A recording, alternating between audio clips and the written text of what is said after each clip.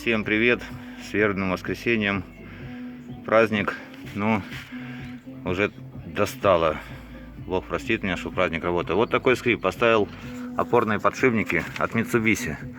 Проездил буквально, месяц, наверное, не знаю, километр же сколько, 1000, может, отъехал. Вот такой скрип появился.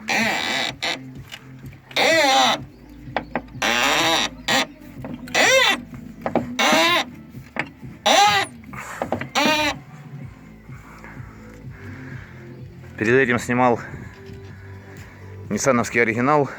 Ходили, не закусывали, все было четко. Сейчас попробую вернуть их назад. Думаю, поможет. Всем драйва полного бака.